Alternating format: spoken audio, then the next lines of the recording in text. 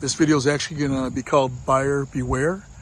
I know right now with COVID, it's hard to find a vehicle. Everything's top dollar and stuff like that. This young man purchased this truck for his family. He wanted to haul a trailer with it. And actually, it doesn't look bad. There's not a lot of rust on either side. The wheels are well kept. It's got Michelin's on it. It's a nice looking vehicle. Bad thing, it's got 265 on it.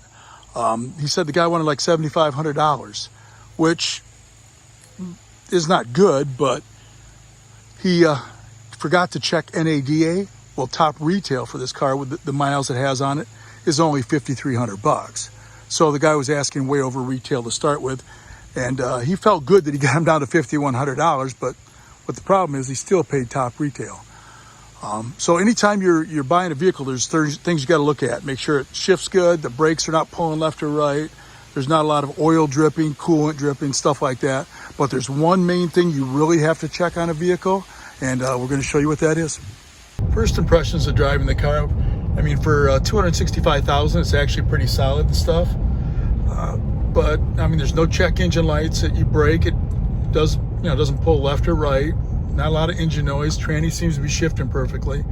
But the only problem he wants to pull a trailer with it. And the only bad thing about pulling a trailer with it is it's so hard on a vehicle.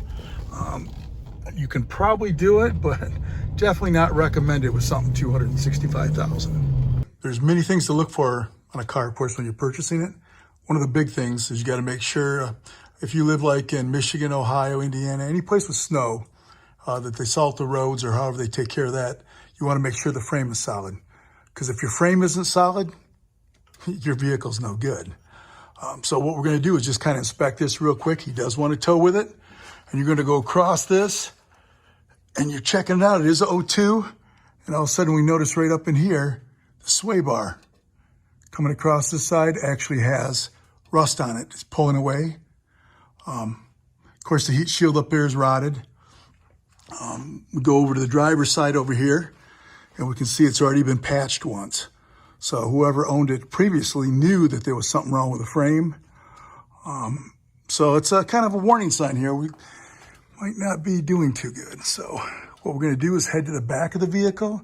This through here doesn't look bad. With 260 on it, you're going to have some rust. But the big thing is you can't have rust going through the frame like that, weakening it. We go across like this up here. That looks okay. I mean, some of it you can repair. There's a lot of facilities that do not want to work on rusted frames just because of liability, which I understand. So far, not too bad. We get back to the back section here.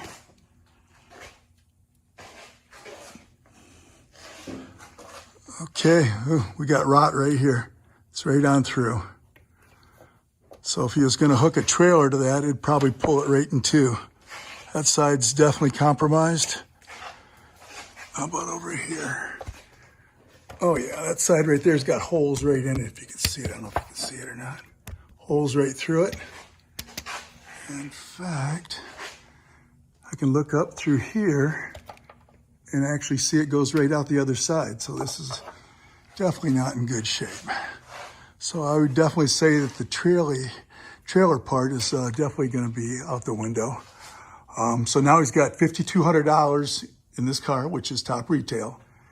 And the bad thing is he's got a car actually with a rotted frame, which is not safe. Okay, on the passenger side here, you can see where that is rotting right through. And that split goes all the way up and goes right up to where your sway bar is starting to break away from the frame. I thought I'd videotape this a little better so you could actually see it. You can see where on the passenger side rear, it's totally rotted out. So it definitely wouldn't be safe to haul a trailer or have your family in the car while you're doing that. Worst thing is he started off spending too much money, high retail for it. And then the last thing here, he didn't inspect the frame or have the car inspected before he purchased it. So, but you can see it's rotted through right there.